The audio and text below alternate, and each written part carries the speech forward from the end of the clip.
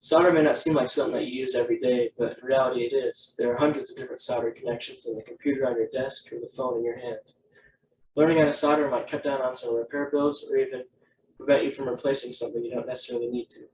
I learned how to solder when I was in the 6th grade, and I've soldered all kinds of different things since then, from wires to circuit boards to even the plumbing in the walls.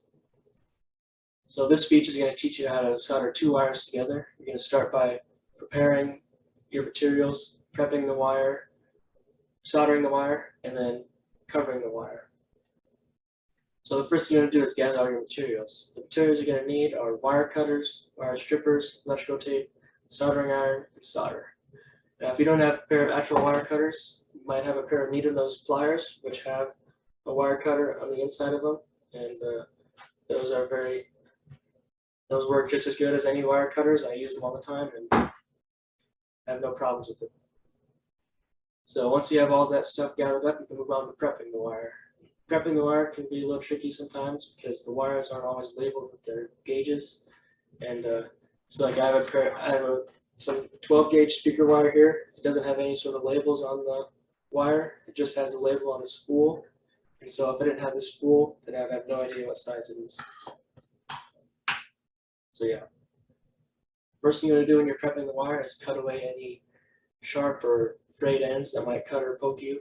Just makes it a little easier when you're working with the wires. You don't have to worry about getting nicked by something. So yeah, then you want to move on to stripping the wire. So if your wire doesn't have gauge on it, you want to match it up with the gauge on the wire stripper. Put the wire stripper on there about 1/4 inch, squeeze it shut all the way, and pull up and out towards the end of the wire, and it should take the wire rubber covering right off and leave just the exposed wire. And you want to do this for both wires. And if there is no gauge on the wire, then you just have to eyeball it. That's all you can do. And if you do end up having to eyeball it, you want to start high and just keep working your way down until you find the right gauge. Because if you start too low, then you might end up just cutting the wire completely, and then you might not have enough wire to make a connection.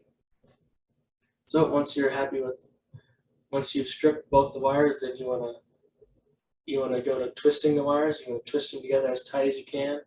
This will make sure that it's a good connection and it'll keep them from pulling away. So when you're soldering, you can have two hands. You don't have to hold them together. So once you're happy with this, you can move on to heating and soldering the wire. First thing you're going to do when you're soldering the wires is plug your soldering iron in and put it somewhere safe where it can heat up. I usually use the burner on a stovetop. It's a very, very good thing to use, but anywhere that you won't damage anything that can get hot. So anywhere that works for you is good.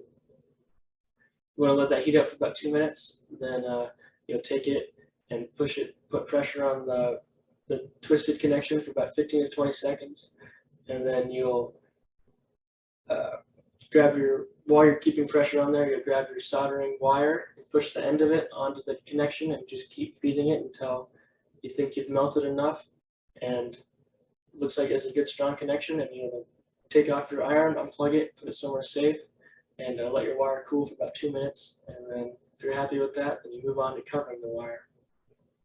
Covering the wire is skipped pretty often because it's kind of a rudimentary step. It's really simple, and so it kind of gets overlooked sometimes. But it's very important because anytime you have exposed wires, you can risk shorting the wire to something, and you can get shocked or you can damage whatever equipment you're using.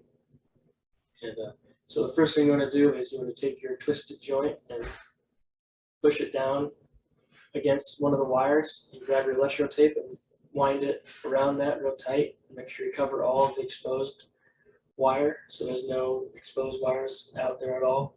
And after that, you're done. You successfully soldered two wires together. So I taught you how to solder two wires together. Start by gathering materials, then you prep your wire, you solder the wire, and then you cover the wire.